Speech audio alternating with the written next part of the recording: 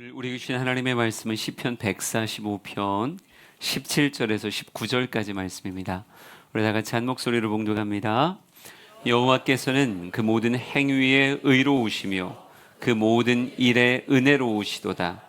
여호와께서는 자기에게 간구하는 모든 자, 곧 진실하게 간구하는 모든 자에게 가까이 하시는도다.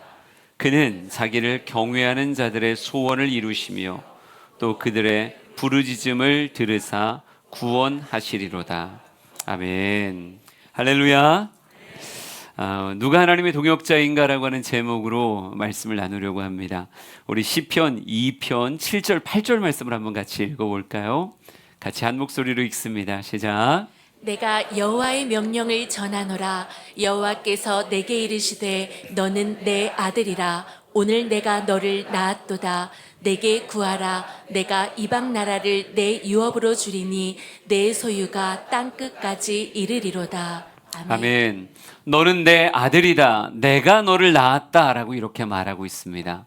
우리는 육의 부모님이 있지만 우리를 중생시키신 영의 부모님이 계십니다. 그분이 바로 우리 하나님이시죠. 예수 그리스도 안에 담아주신 복음의 십자가와 부활의 사건으로 우리 한 사람 한 사람을 중생시키셨어요. 우리 중생이라고 하는 말을 born again이라고 표현하거든요. 거듭남, 다시 태어남이라고 표현합니다. 주님께서는 우리를 다시 태어나게 하시며 하나님의 자녀된 권세를 우리에게 허락해 주셨습니다. 내가 너를 낳았다라고 말씀하시는 하나님께서 우리에게 이렇게 말씀하세요. 내가 명을 내리노라 라고 말하며 내게 구하라. 내가 이방 나라를 너의 유업으로 줄 것이고 너의 소유가 땅 끝까지 이를 것이다 라고 이렇게 말합니다. 여러분, 권세 있는 하나님께서 하나님의 자녀요, 하나님의 아들들이 이 땅의 삶을 초라하게 사는 걸 원하실까요? 물론 초라함이라고 하는 것을 경제적으로만 표현할 수는 없을 겁니다. 난 삶의 영향력이라고 하는 말이 더 멋진 말 같아요. 삶의 영향력 있는 인생으로 하나님의 자녀가 살길 원하지, 영향력 없이 세상의 종로를 타는 모습을 여전히 이어간다면 그건 하늘 아버지의 마음에 아픔이 될 것 같아요. 그러기에 주님께서는 말씀하는 것이요, 내게 구하여라. 그러면 내가 이방의 나라를 너의 유업으로 줄 것이고 너의 소유가 땅끝까지 이를 것이니 너는 내게 구하며 살아가는 그런 삶을 살아라 라고 주님은 명령하셨다는 거죠. 여러분, 기도라고 하는 단어는 선택의 대상이 아닙니다. 하나님의 아들이라면, 하나님의 소유된 백성이라고 한다면 이 땅의 삶을 너무 당연하게 기도하며 살아야 되는 거예요. 우리 사랑하는 성도들이 기도할 때 나의 삶의 가치가 달라진다라고 하는 것을 인정하셨으면 좋겠습니다. 하나님은 기도를 통해 우리의 삶에 임재하시고요, 하나님은 기도를 통해 하나님의 꿈에 우리를 전염시키세요. 인간의 생각에 가득 차 있던 사람들을 기도의 자리에 설 때 하나님은 설득하시고 하나님의 꿈과 환상을 그에게 부어주신다고요. 여러분, 기도할 때 또 하나님은 그 꿈과 환상을 이룰 수 있는 힘과 능력을 공급해 주십니다. 그러니까 기도하는 사람은 결국 하나님의 손끝에서 빚어지는 인생을 살아가게 되어져요. 그러니까 여러분 한 사람 한 사람이 이 땅의 삶을 영향력 있고 존귀하고 가치 있게 살아갈 하나님의 꿈들인데, 이 하나님의 꿈들이 실제로 그렇게 빚어지는 사람이 있는가 하면 하나님의 아들임에도 불구하고 여전히 세상에서 초라함으로 살아가는 사람도 있어요. 왜 그럴까요? 이유는 딱 하나입니다. 기도라고 하는 것이 무엇이 아니기 때문에 그래요? 우리의 삶에 강제요 프로그래밍이 아니기 때문에 그래요. 하나님은 참 인간이라고 하는 존재를 특별하게 지으셨던 것은요, 다른 모든 피조물은 하나님의 뜻에 100% 순응하면서 인생을 살아요. 여러분, 짐승들은 본능이라고 하는 하나님의 뜻 안에서 그저 이 땅의 삶을 그냥 살아갑니다. 해와 달과 별들과 모든 것들도 한치 오차 없이 하나님의 뜻에 정확하게 일치되어서 이 삼라만상이 돌아가요. 근데 참 희한한 건 인간이라고 하는 존재만이 하나님의 말씀을 들어도 그 말씀에 순종하기도 하지만 무엇하기도 해요? 거역하기도 합니다. 불순종하기도 한다고요. 이게 인간의 특별함이에요. 하나님의 뜻이 내 삶에 주어짐에도 불구하고 그 뜻에 대해서 아멘 하며 따라가기도 하고, 하나님 전 싫은데요 라고 말하며 그 자리에 버티고 서서 꼼짝도 안 할 수 있는 존재가 어떤 존재예요? 사람이라고 하는 존재입니다. 이걸 다른 말로 표현하면 자유라는 말로 표현하죠. 하나님은 인간에게 자유의지를 주셔서 하나님의 말씀을 따라갈 수도 있는 존재이지만 하나님의 말씀에 대해서 거역할 수 있는 존재이기도 하게 인간을 만드셨어요. 저는 이것이 하나님이 인간을 존중하는 극치의 모습이라고 생각합니다. 하나님은 인간을 장난감으로 만드신 것이 아니라 하나님의 상대자요, 하나님의 사랑의 대상으로 만드셨기에 우리 안에 예와 아니오를 나눌 수 있게 이렇게 하셨다고요. 만약 프로그래밍 되어져서 그냥 하나님의 뜻에 순종하게만 만들어 놓으셨다라고 한다면 오늘 같은 내게 구하라 라고 명령하노라 라고 하는 표현 자체는 성경에서 삭제되어졌을 거예요. 근데 이런 표현이 등장한다는 건 우리 안에 뭐가 있다는 거예요? 따라갈 수도 있지만 따라가지 않을 수도 있다는 것이요. 지금 몇 주에 걸쳐서 계속 여러분에게 기도의 자리에 서야 됨을 강조하고 있습니다. 또 강조하고 또 강조하고 또 강조해요. 왜 그럴까요? 우리가 기도의 자리에 서기도 하지만 아직도 여전히 난 너무 바빠서요.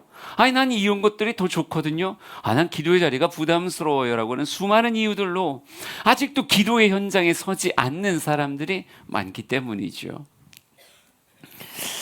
하나님은 우리에게 선택하게 하셨기에 저는 우리 사랑하는 성도들이 다시 하나님의 말씀 앞에 서며 하나님의 말씀에 인생을 비추며 하나님 이게 복이라면 이쪽 길로 가겠습니다라고 하는 설득되고 선택되는 그런 모습이 여러분 안에 있었으면 좋겠습니다.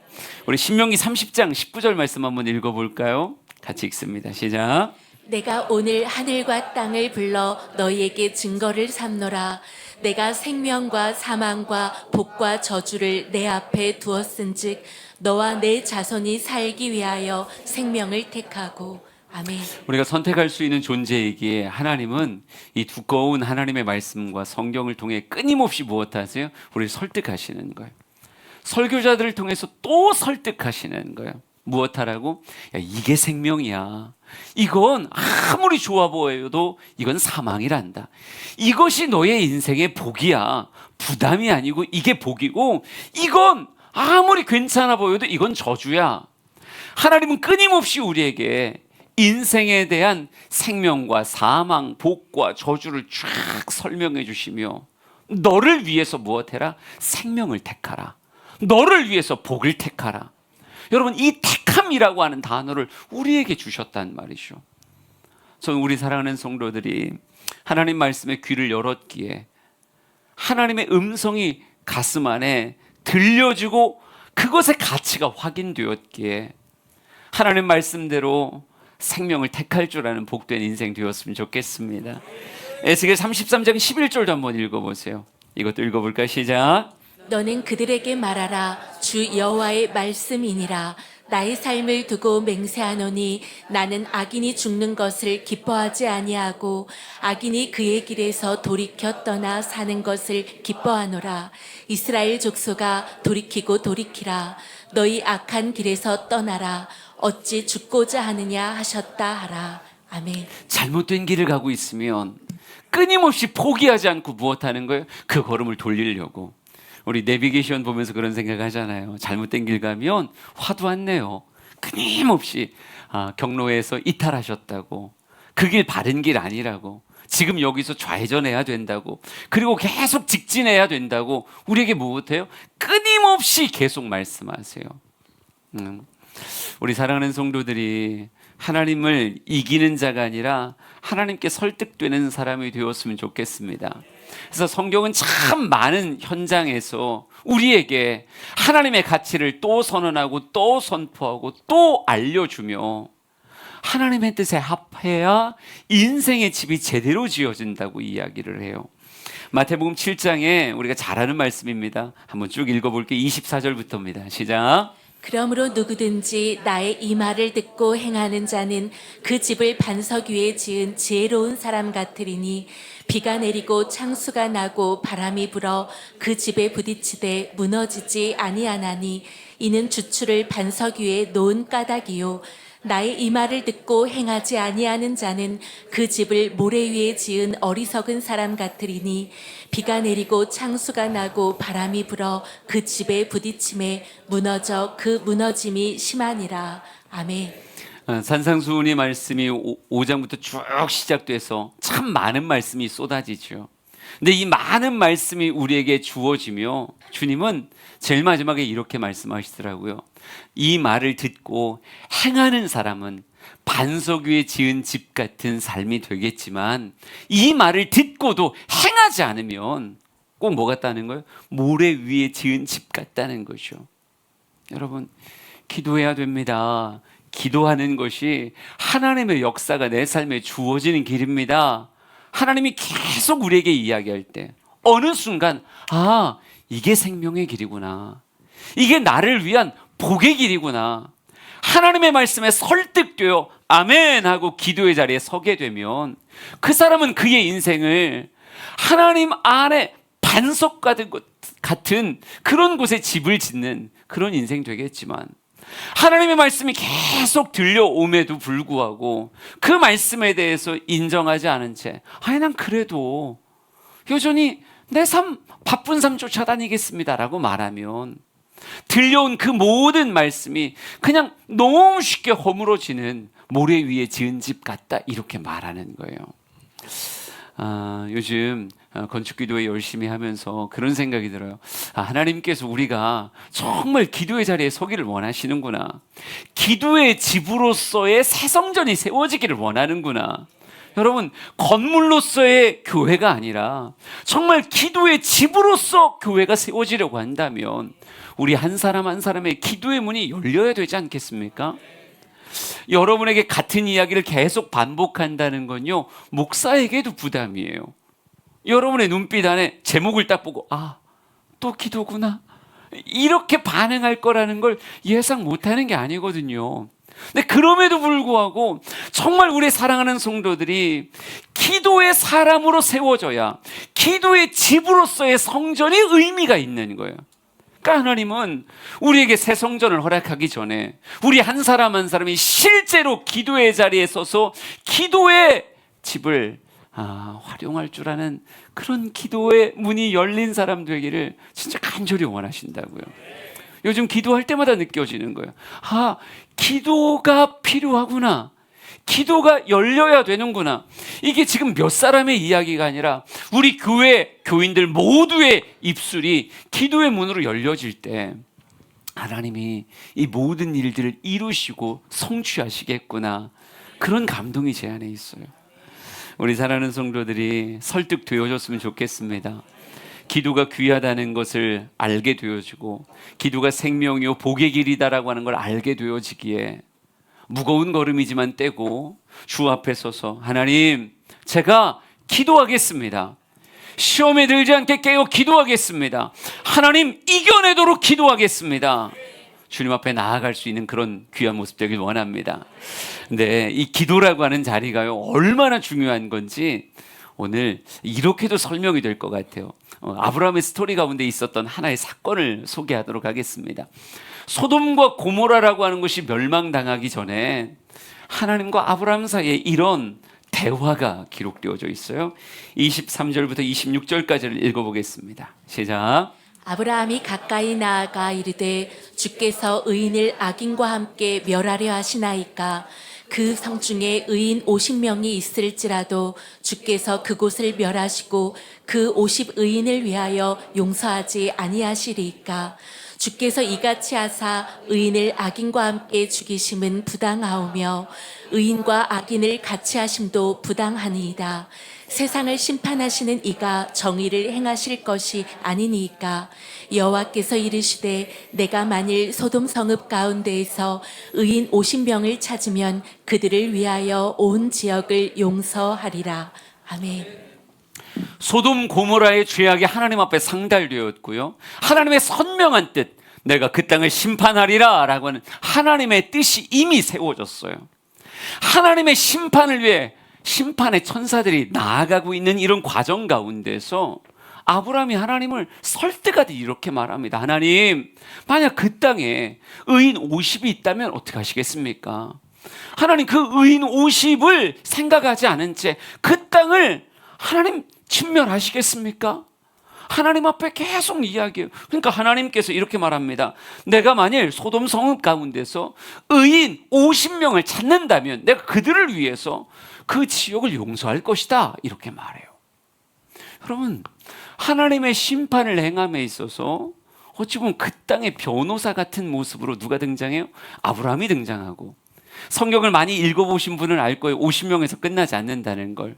50명에서 45명, 40명, 35 계속 하나님과 거룩한 줄다리기를 하듯, 하나님 이렇게 하시면 어떨까요? 하나님 이렇게 심판하시면, 하나님 이곳에서 이런 구원의 역사를 이루시면 어떨까요? 라고 말하는 하나님의 역사에 있어서 아브라함이 어떨 땐 검사 같고 어떨 땐 변호사 같은 모습으로 하나님의 역사에 동참하는 모습이 묘사되어져 있어요.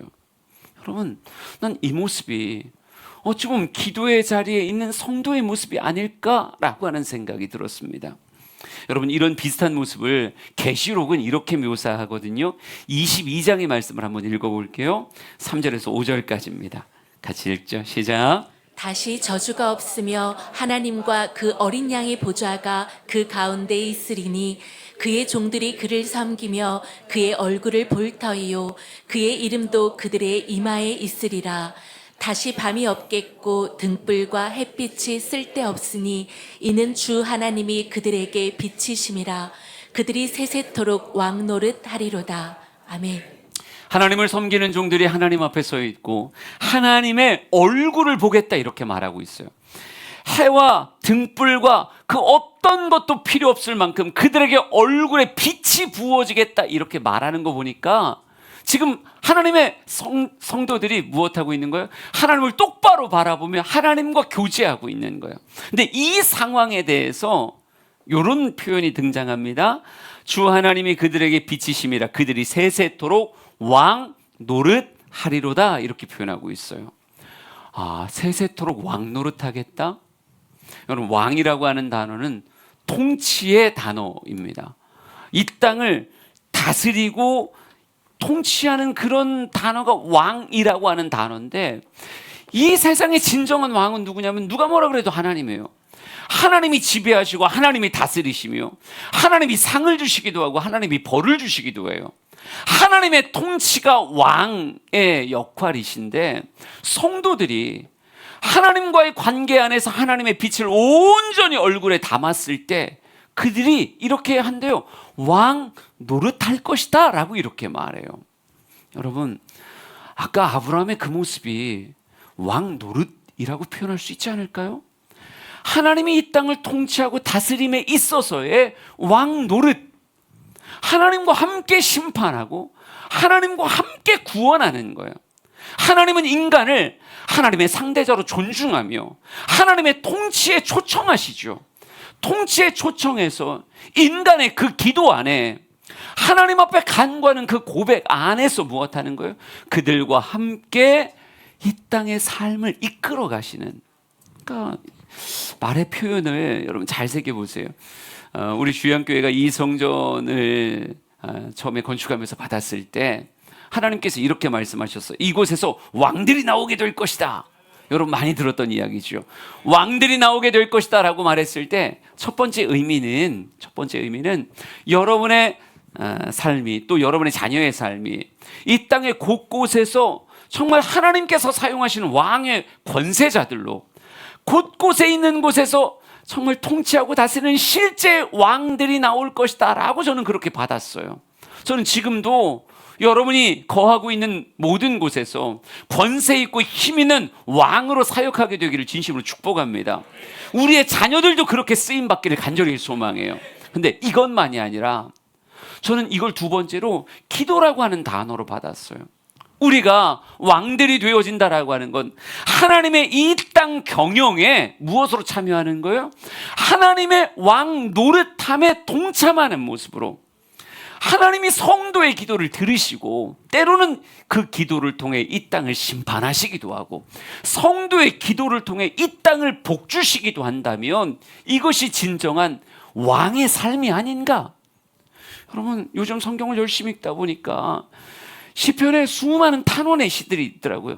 하나님 어느 때까지입니까? 하나님 도대체 어느 때까지 이 땅을 두고 보시겠습니까? 저 행악자들에 대해서 왜 하나님 심판하지 아니하십니까? 하나님 심판하소서, 저들의 행위대로 갚아주시옵소서라고 하는 아주 강력한 심판에 대한 요청의 기도가 하나님 앞에 올라가더라고요. 여러분, 그 기도가 하나님 안에서 열매 맺는다니까요. 소돔과 고모라가 멸망하게 되는 것 같이 하나님은 의인의 기도를 들으시고 하나님의 심판을 이 땅에 부으십니다. 여러분, 그것만이 아니죠.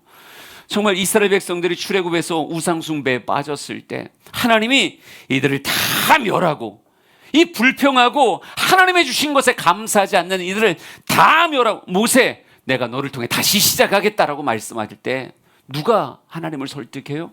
모세가 하나님을 설득해요. 하나님 안 됩니다. 하나님 여기서 하나님의 백성들 다 죽이면 세상 사람들이 다 광야에서 죽이려고 끌어냈다라고 이렇게 오해합니다. 하나님 절대 안 됩니다. 하나님 살려주세요. 다시 한 번의 기회를 주세요. 이들에게 다시 한 번의 구원을 베풀어 주세요. 하나님 앞에 간청해요. 심판을 작정하셨던 하나님이 모세의 기도와 함께 그들에게 다시 한 번의 기회를 주십니다. 여러분, 심판도 하나님의 백성들의 간절한 기도와 함께 심판이 이루어지고 구원도 하나님의 백성의 간절한 기도와 함께 하나님의 구원이 이 땅에 선포되어져요. 그랬을 때 모세의 역할을, 그랬을 때 아브라함의 역할을, 그랬을 때 믿음의 기도로 하나님 앞에 나아가는 성도들의 모습을 세세토록 왕 노릇하리라 라고 하는 말에 담을 수 있지 않겠습니까? 여러분, 하나님은 오늘도 이 땅을 통치하시기 위해서 하나님의 백성들의 기도를 기다리십니다. 여러분의 기도를 하나님은 사용하셔서 이걸 교회가 가진 천국 열쇠라고 이야기하잖아요. 여러분이 땅에서 기도로 묶으면 하늘에서 묶여지고 여러분이 땅에서 기도로 풀면 하늘에서 풀려지는 그런 역사로 하나님은 이 땅을 통치하고 다스리신다는 거예요. 그러니까 기도합시다 라고 하나님이 내가 명을 전하노라 너희는 내게 구하라 라고 이야기했을 때 이 기도라고 하는 것이 지금 무엇하고 있는 거예요? 여러분을 왕의 자리로 초청하는 하나님의 초청장이라고요. 기도는 우리를 초라하게 만들거나 우리를 힘겹게 만드는 것이 아니라 우리의 삶을 존귀하게 사용하시기 위한 하나님의 거룩한 초청장이 기도하여라 라고 하는 말이라는 거죠. 우리 사랑하는 성도들이 기도 안에 담아주신 이 위대한 가치를 깨달아 아셨으면 좋겠어요. 오늘 우리가 읽었던 시편 145편 말씀도 한번 읽어볼까요? 뭐라고 쓰여져 있는가? 같이 17절부터 읽습니다. 시작. 여호와께서는 그 모든 행위에 의로우시며 그 모든 일에 은혜로우시도다. 여호와께서는 자기에게 간구하는 모든 자, 곧 진실하게 간구하는 모든 자에게 가까이 하시는도다. 그는 자기를 경외하는 자들의 소원을 이루시며 또 그들의 부르짖음을 들으사 구원하시리로다. 아멘. 아멘. 하나님은 기도하는 사람에게 가까이 가시고 기도하는 사람의 목소리를 들으시며 그들의 소원과 그들의 부르짖음에 화답하신다라고 성경은 선명하게 이야기하고 있어요. 여러분, 기도는 무거움이 아니라 우리가 누리는 삶의 거룩한 특권입니다. 내 목소리를 누가 들으세요? 기도 가운데 하나님이 들으십니다. 멀리 계신 하나님이 아니라 기도할 때 하나님은 내 삶에 가장 가까이 계신 하나님이 될 거예요. 이런 특권과 권세의 자리가 있다면 이걸 무엇해야 돼요? 여러분이 반드시 누리셔야 된다니까요. 에스겔 36장엔 이런 표현도 있습니다. 오늘 유명한 말씀들 많이 읽을 거예요. 36절부터 38절도 한번 읽어보겠습니다. 시작. 너희 사방에 남은 이방 사람이 나 여호와가 무너진 곳을 건축하며 황폐한 자리에 심은 줄을 알리라. 나 여호와가 말하였으니 이루리라. 주 여호와께서 이같이 말씀하셨느니라. 그래도 이스라엘 족속이 이같이 자기들에게 이루어 주기를 내게 구하여야 할지라. 내가 그들의 수요를 양떼같이 많아지게 하되 제사드릴 양떼 곧 예루살렘이 정한 절기에 양무리같이 황폐한 성읍을 사람의 때로 채우리라. 그리한즉 그들이 나를 여호와인 줄 알리라 하셨느니라. 아멘. 이미 하나님이 결심하셨어요. 무엇을 결심하셨냐면 무너진 곳을 건축하고 황폐한 자리를 다시 사람의 때로 채우겠다라고 하는 하나님의 결심이 이미 있습니다. 근데 이 하나님의 결심이 이제 이 땅에 부어져야 될 텐데 성경 말씀 보면요, 하나님이 기다리세요. 하나님의 결심이 이 땅에 이루어지기를 행하시기 직전에 하나님 기다리십니다. 근데 기다리실 때 이렇게 표현하고 있어요. 주 여호와께서 이같이 말씀하셨느니라. 그래도 이스라엘 족속이 이같이 자기들에게 이루어 주기를 내게 구하여야 할지라. 하나님이 다시 내가 이곳을 건축하리라. 이 황폐함을 내가 온전한 사람의 때로 채울 것이다. 다시 예루살렘은 회복될 것이다. 하나님의 뜻이 이미 세워졌지만 이 뜻이 이 땅에 실현되기까지 그 사이를 하나님은 무엇이 올라오기까지를 기다리세요? 이스라엘 백성들이 기도하기를 기다리고 계시더라고요. 그리고 기도에 열린 그 입술을 통하여 하나님 무엇 하신다? 하나님의 역사를 드디어 이 땅에 실행하시는 거죠.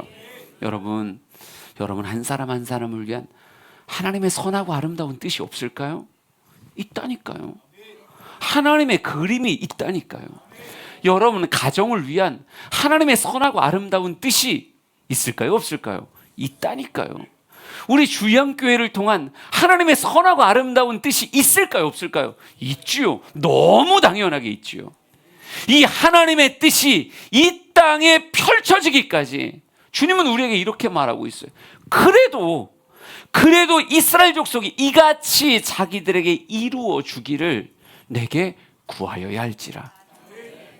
우리의 기도를 통해 무엇 하시리라? 하나님이 합법적으로 일하시겠다라고 하는 이야기예요. 여러분, 우리 한 사람 한 사람을 위한 하나님의 꿈도 마찬가지고 여러분의 가정과 여러분의 교회를 통해서 일하실 그 하나님의 역사도 마찬가지입니다. 우리가 실제의 기도의 자리에 서서 기도하며 구하기를 하나님은 기다리고 계시고 그 기도의 시간을 통해 하나님은 기뻐하며 우리의 삶에 하나님의 뜻을 이루겠다라고 말씀하고 계세요. 그러니 우리 믿음의 선진들은요, 기도를 남는 시간을 통해서 하는 게 절대 아니에요.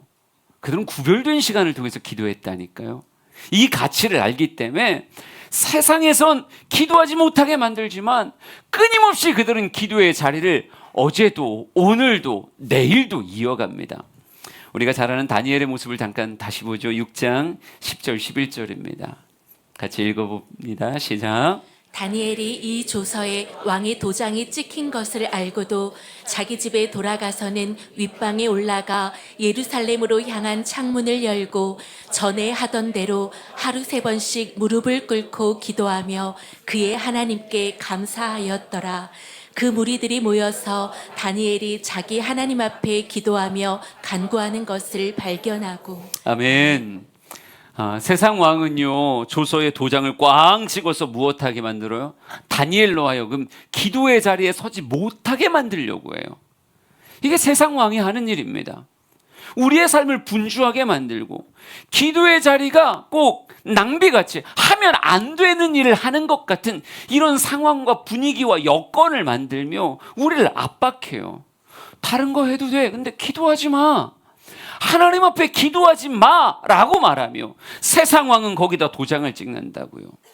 여러분, 다니엘이 그 도장의 의미를 모르는 게 아닙니다. 다니엘이 그 왕의 힘을 모르는 게 아니에요. 하지만 다니엘에게 있어서요, 이 기도라고 하는 시간은 상황이 되어질 때만 하는 게 절대 아니었거든요. 기도에 담긴 가치를 분명히 알기에 세상 왕보다 하나님의 왕이 더 크고, 세상 왕에 동조하기보다 하나님의 통치에 협력하는 자요, 하나님의 통치에 동참하는 자가 되기 위해서 그는 어떻게 해요? 하던 대로 늘 이전에 하던 그 기도의 모습을 오늘도 조서의 도장이 찍혀있는 지금 이 순간에도 그는 기도의 자리에 섭니다. 성경은 이렇게 말합니다. 전에 하던 대로 하루 3번씩 무릎을 꿇고 기도하며 그의 하나님께 감사하였더라, 이렇게 말하고 있어요. 여러분, 기도의 상황이 되어졌기에 기도하는 게 아니라 기도의 가치를 알기에 그의 삶에 상황이 아무리 변해도 나는 기도하는 사람 될 거야 라고 말하며 하루에 3번을 정한 그대로 여전히 기도하더라고요. 그러니까 그를 둘러선 수많은 무리들이 뭐라 그래요? 야, 저 사람 또 기도하는구나. 그럼에도 불구하고 또 기도하는구나. 저는 여러분이 기도의 사람인 걸 여러분의 자녀가 알았으면 좋겠어요. 왜? 기도하는 모습을 늘 보여주니까. 우리 엄마가 늘 기도하는구나라고 하는 걸 보여주니까. 우리 아빠가 늘 기도하는구나라고 하는 걸 보여주니까. 왜? 그 현장을 계속 보다 보니까 우리 엄마, 기도하러 가셨네. 우리 아빠 기도하러 가셨네. 여러분, 저는 여러분이 기도의 현장에서 발견되는 사람이 되었으면 좋겠습니다. 주양교회 소속되어 있다는 건 주양교회를 여러분의 기도의 집으로 삼았다는 거예요. 예배의 시간들을 활용하고 또 그 이외의 시간들을 활용해서라도 기도의 자리에 또 서고 또 서고 또 서며 그렇게 기도의 자리로 이 교회를 사용해 가는 여러분의 모습이 신앙생활 잘하며 교회를 잘 사용하는 모습이에요. 우리 사랑하는 성도들이 이 교회를 통해 기도의 문이 활짝 열려지길 간절히 소망합니다. 기도해야 된다는 사실을 알지만 실제로 기도가 능숙해지기까지는 훈련이 필요해요.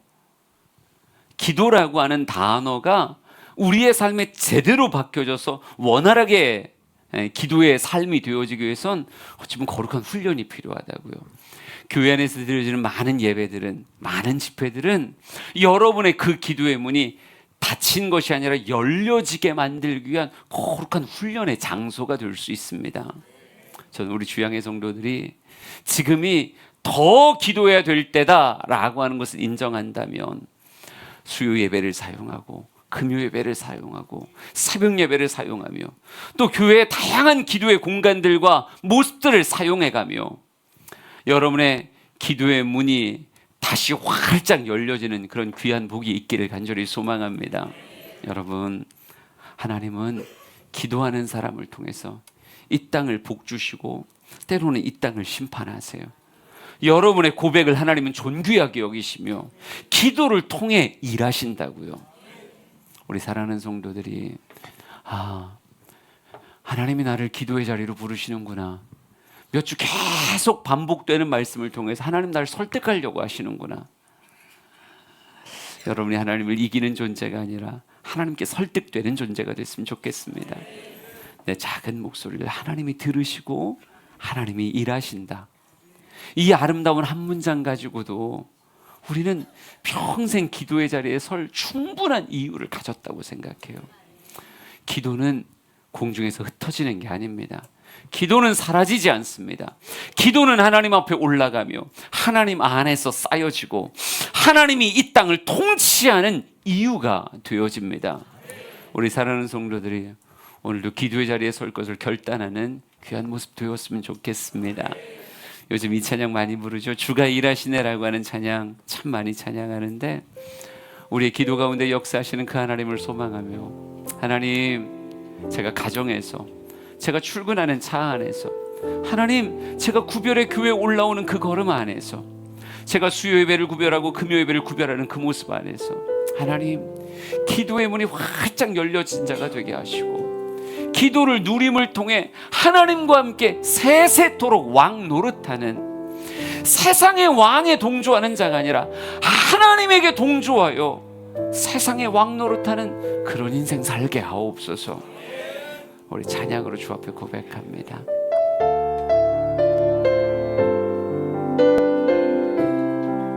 날이 저물어 갈 때, 날이 저물어 갈 때, 빈들에서 걸을 때, 그때가 하나님의 때,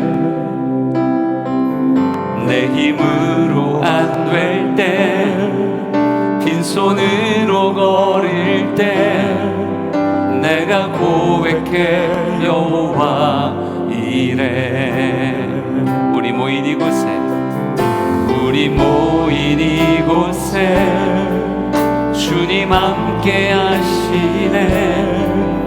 누리네 아버지 은혜. 적은 떡과 물고기 내 모든 걸 드릴 때 모두 고백해 여호와 이래. 주가 일하시네. 주가 일하시네. 주가 일하시네. 주께 아끼지 않는 자에게 주가 일하시네. 주가 일하시네. 신뢰하며 걷는 자에게 주가 일하시네. 주가 일하시네. 주가 일하시네. 주께 아끼지 않는 자에게 주가 일하시네. 주가 일하시네. 신뢰하며 걷는 자에게 다시 선포합니다. 주가 일하시네. 주가 일하시네. 주가 일하시네. 주께 아끼지 않는 자에게 주가 일하시네. 주가 일하시네. 신뢰하며 걷는 자에게. 기도할 때 하나님이 일하십니다. 아멘으로 받아봤어요. 기도할 때 하나님이 일하십니다. 우리의 기도가 하나님의 통치의 재료입니다. 기도 가운데 우리는 세세토록 왕노릇할 수 있습니다.